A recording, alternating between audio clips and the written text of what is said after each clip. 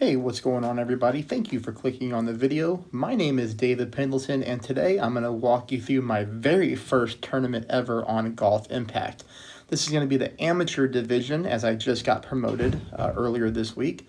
This is going to be our qualifying round walkthrough of the New York Championship. So if you're not used to my videos, if this is your first time checking me out, what I'm going to do is I'm going to show you every single hole. And the reason that's important is because when we play these tournaments, for example, on hole number 1, you and I are going to have the same type of wind angle, and I'll show you what I mean here in a moment. So by watching me, it's going to allow you to kind of strategize about how you want to play each hole. I'll show you every shot that I make, I'll show you every shot that I miss, and what we'll do is talk through a game plan of how to get these shots that are really close to going into the hole to go in for you. The benefit for you is you'll be able to score a very high score, hopefully, as long as you hit perfect, and start to win some of these tournaments. And winning the tournaments is a big advantage because you get extra balls, you get gold coins, you get a lot of club cards. So all that stuff, means a whole lot in the game. Now, this is my first time playing, like I said, and we'll kind of take a look at where I ended up here. I ended up at a -14, which is really nice, and I even picked up my very first albatross in the game on hole number 9. So that's kind of a look at where I'm sitting at right now, and I'm really excited about round 2, and I will do a video for round 2 as well, if you're wondering. Okay, so let's go ahead and just hop into the replays here. Now, I'm going to show you a couple different ways to go about playing hole number 1. Now, you have to keep in mind when you watch me or anyone, we're probably not going to have the exact same clubs. We may or may not have the same balls, okay? I'm going to be playing with all the balls that you can get, in the game for free without having to spend real money. I'll kind of explain to you why I go with each ball. And what you'll have to do if you don't have the same club and the exact same ball is you'll just have to kind of modify it towards what you have. But I think you're going to see the detail in the video and how you're able to do that. So let me show you 2 ways to play hole number 1. Now I have 2 accounts that I'm really focusing on tournaments on. So you'll see that one account has a Meteor level 2, which is a very powerful club. And my other account has the Meteor level 1. And you'll see the difference right now. So there's the more powerful club. I am using this ball here because of the power. All right, we like the power, and what we're going to try to do is get from the first fairway to the second fairway. We'd like to try to get as close to the green as possible to make this a chip-in eagle, which will be a huge advantage. So you're going to see here that I'm putting the ball guideline just like this. I'm stretching out the max to see if I can make it, and now I'm going to add my top spin. So by adding the top spin and the side spin to the left, I'm going with as much top spin as I can, combined with as much left side spin.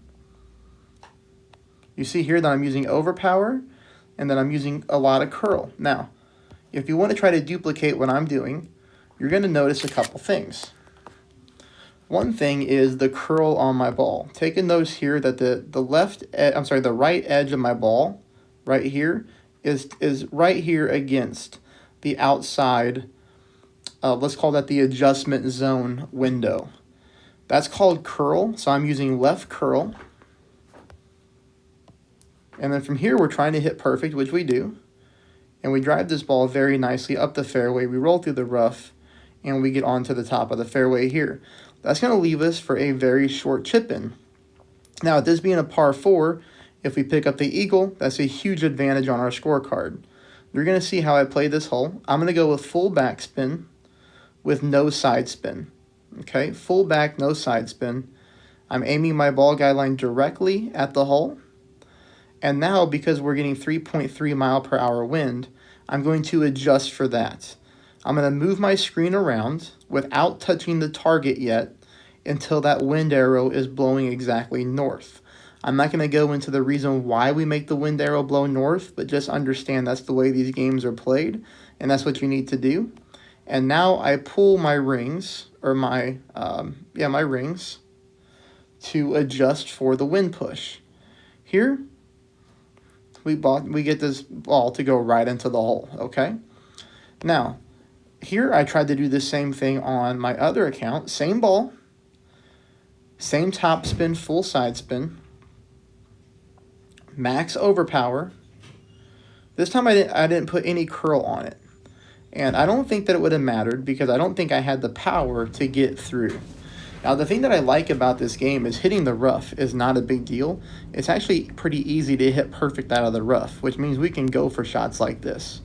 But now, let's say, for example, you're the same as me. You get stuck in the rough, okay? I've got this Dolphin short iron club. You might have a different short iron club, but I'm going with max backspin. I'm leaving my ball guideline a little bit short of the hole, just because whenever we use this club, we don't, with it being a level 1, we don't have a fully developed ball guideline yet. So here we're kind of just guessing, okay, when the ball touches down on the green, you know, it should roll towards the cup. Now I want you to notice where I'm aiming. I want you to take a look at the dark green square. So if this is your first time watching me, we'll get very detailed. The end of my ball guideline is pointing right there, kind of at the corner, the left corner of that dark green square. So if when I aim here and then I adjust my rings here, and remember the game is 1 ring for every 2 miles per hour. So we move this one just a little bit more than 1 ring since it's 2.2 miles per hour. We hit a perfect ball and we just barely missed to the left-hand side. So what should you do differently? Well, what you should do differently is you can add a little bit of right side spin, but not a whole lot. Or you could just take my landing spot, okay? And keep in mind, that's my landing spot right there. You could move this over just a hair to the right-hand side because we see when the ball touches down, right here, this green kind of goes over to the left a little bit. All right, so that's something that you can do a little bit differently, but that's going to be hole number 1. All right, now we'll go to hole number 2. Again, I have the Phoenix here, level 2. You may have something different, but I'm going to use the clover ball. And the reason that I'm using the clover ball here is because on par 3s, we would like to reduce the wind by quite a bit. Now, I'm not going to waste a really expensive, nice ball. I'm just going to go with this one right here. You know, 20% wind resistance is pretty good. I'm going to go with absolutely no side spin, but I'm going to go with 1, 2, 3, about 3 bars of backspin here. And when I say bars, if you take a look at where it says top and back, that right-hand side option where you apply your top spin and backspin, there's like little lines, almost like what a ruler looks like, okay? I'm using about 3 bars of backspin, as you can see right there. But more importantly, let's take a look at the aiming spot. The aiming spot is here. You're going to notice that I'm aiming to the left of the hole, and again, I'm kind of in the top right-hand corner of that dark green square, kind of where both the dark green squares meet. I'm trying to aim right there in the corner. 4 miles an hour means I need to move this 2 rings, which is what I do. As the game gets more popular, I can make a ring video, possibly. And you see the ball kind of go back towards the hole. So, you know, I need to, you know, if you're watching this and you're going to take your shot, what I would advise you do is instead of aiming at the corner of that dark green square like I do, move it over about half a green square to the right, and you should get yourself very close to a hole-in-one on hole number 2. Hole number 3 brings us to our first par 5. Now, I want you to notice the ball that I'm using here. I'm using the feather ball, and you might wonder why am I using a feather ball, because it's pretty weak on power and it has no wind resistance. Here is the thing, we're getting tailwind. That means the wind is blowing north. Now, it has crosswind as well, but it's blowing north, which means we're going to get more power on the drive. We don't want to use a ball that has wind resistance, because if we do, we're going to cut down the wind. And that just means we're going to get less yards on our drive. We don't want that. We prefer a ball with no wind resistance. Here, take a look at the spin adjustments. We're going to go with max top spin, max right side spin.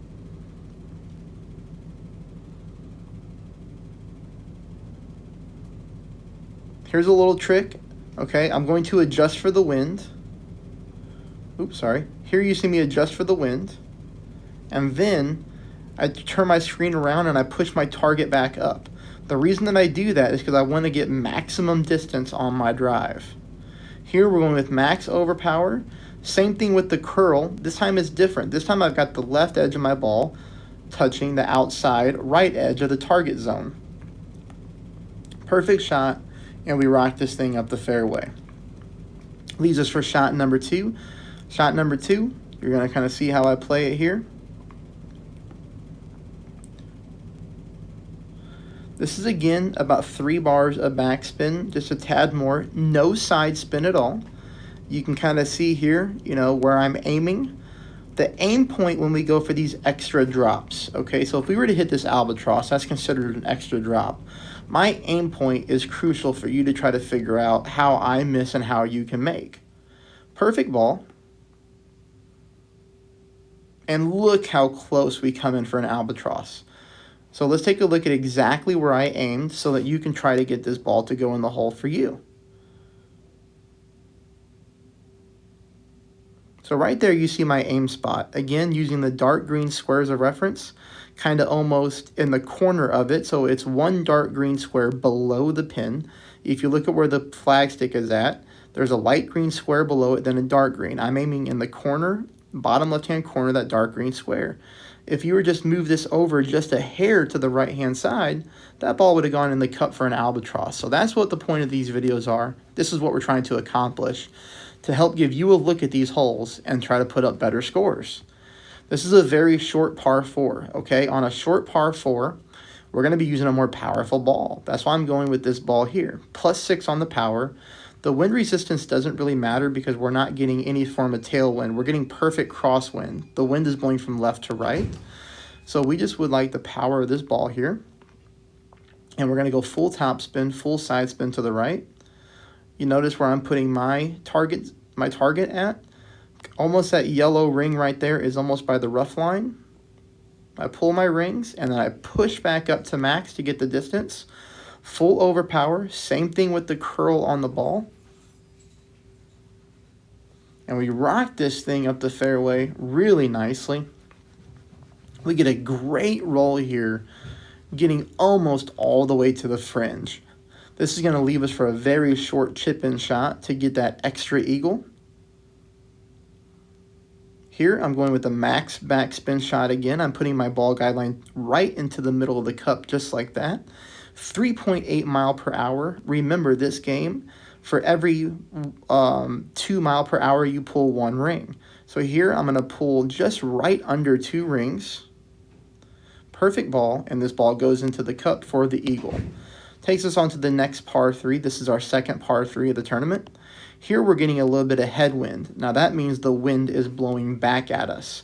That means it's going to knock the ball down in the air more than it normally would. You're going to notice here my backspin adjustment. And I'm not going to say the backspin every time. You'll be able to see it.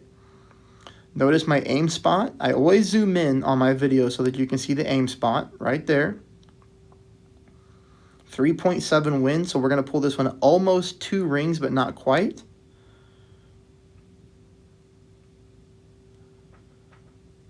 Really not even close. So that's one advantage that you can get by watching me, is you're going to see that I wasn't even close there, and you can try to make some tweaks. What do we need to do? Well, we need to add a little bit more backspin, and we're probably going to have to apply some side spin to this shot as well. All right. This is going to leave us to our next par 5, so the second par 5 of the tournament. You're going to notice here I'm using the Meteor driver, and we're getting tailwind. So again, I'm going with one of these balls here, and the reason I'm doing a wind resistance ball this time is because I don't want to go too far on this hole and accidentally hit that slope at the bottom of the fairway and roll into the sand. Now, I did that on my other account. I was having a really, really good round on my other account until this hole, in which I actually picked up a par, but I still finished minus 13, I believe. It's either minus 12 or minus 13. Anyways, here we get a perfect ball, and we roll up really nicely. But like I said, be very careful if you have a more powerful driver that you don't hit this ball too far and end up in the sand like I did. This is going to bring us to our second shot. Play with our wood club. You can see we're at maximum distance with our wood club. Here I applied a little bit of top spin, as you can see. Again, I zoom in so you can see my aim point. We're really paying attention to that dark green vertical row of squares. And you can see that if you look at that, I am 1, 2, 3, 4, 5 dark green squares below the pin, but favoring the left-hand side of the dark green square. We hit a perfect ball. And this shot comes in really nicely as well. We needed a little bit more top spin, and that ball will come in a little bit faster if we have more top spin, and then it shouldn't have as much time to roll to the right. So keep that in mind whenever you play that hole. All right, now it takes us on to our next par 4. This par 4 also gives us a good chance for an eagle, but it's a little bit harder. I'm trying to go max top spin. Again, now you see here, I'm using a ball that has no wind resistance. We're getting perfect tailwind. We do not want to use a wind resistance ball because instead of 3.3 miles an hour, it might knock it down into the 2s, and that would go against trying to get maximum yards on the drive. Here I went with full overpower, and I just didn't have enough juice to get that ball down towards the next fairway, but that's okay. Like I said, hitting out of the rough is no problem in this game. You'll see that I went with max backspin here. Ball guideline just right into the edge of the cup, right there, dead center. 3.6 miles an hour means we're going to adjust almost 2 rings, but not quite. There I messed up. I accidentally pulled my target instead of the camera. We do hit that perfect ball, and we come really close to getting ourselves an extra eagle. Now, if you use a more powerful ball, like maybe, something that's like, plus 30, 40% power, 60% power, you might be able to make it down to that second fairway and have an even shorter shot for the eagle. But that's a really nice way to play that hole. This takes us into our final par 3 of the qualifying round. Here, we are going to use a ball that has wind resistance, just simply because it's a par 3, and we want to knock down the wind as much as possible in order to try to pick up a hole-in-one. Makes the shot easier. Notice here I'm using about 2 bars of backspin with 1 bar of side spin to the left. You'll notice the aim point again. We'll zoom in to give it a look for you. So you see what we're focusing on here? Hit the ball perfect. I was really lucky today. I hit a lot of balls perfect, which always helps. Just roll, roll. Oh, and we're so close. So this is another example. It's going to give you a really good idea of how to make minor tweaks on this shot to hopefully get that ball in the hole for you. And this is going to take us on to hole number 9. This is the last hole of the tournament. Now, here I'm using a different ball. This is the first time that I use this ball. Now, this is one of the better balls in the entire game. This is a plus 6 power. I think I said plus 20, 30, 40, 50% in the last section, but plus 6 is probably what I meant. Wind resistance is minus 20. Now, again, we don't want that much wind resistance, but we do want the power. And sometimes you have to sacrifice a little bit. So we're going to take the power and just deal with the wind resistance. But the reason that we can get away with the wind resistance is because look at this. I am, with my full top spin on the ball, I'm almost at the second fairway with my ball guideline anyways. And that's without even applying the 4.1 wind. We're not even going to move our target at all because we're getting almost perfect tailwind. But you're going to notice here we're going with full overpower. I even hit a minor great shot to the left, but that's okay. Look how this ball carries with the wind. 1 bounce, 2 bounce, and we roll all the way up this fairway, leaving us for a very easy shot to the green to make sure that we pick up the guaranteed eagle. But I do get the albatross. So we're 196 yards from pin here. I'm going to push this up so that I'm using my wood club. And you're going to notice here that I'm going with max backspin on my wood club just because, we're already beyond the pin with our ball guideline when it starts off. So max backspin. Take a look at this aim point here. It'll be really easy to copy. Now, I'm not saying that if you copy this every time and you hit the ball perfect, your ball's going to go in the hole just like mine. Keep in mind, there is variance in the game. I have 3.8 mile per hour wind. You might get 2.7. So, You'll have to account for that by pulling your rings properly and perfectly, but this does give you a really good idea of where to aim, but more importantly, how fast or how slow does a green roll. Here you're going to notice with max backspin and aiming at that exact same spot, I hit a perfect ball, and you love the camera angle. This ball comes in at absolute perfect speed right in the cup for the Albatross. Hey, I hope you found this helpful. I hope you hit the subscribe button. Take a moment and hit the like button. Those things would really, help me out. Thank you so much. Let me know in the comments how you're doing or what else you'd like to see.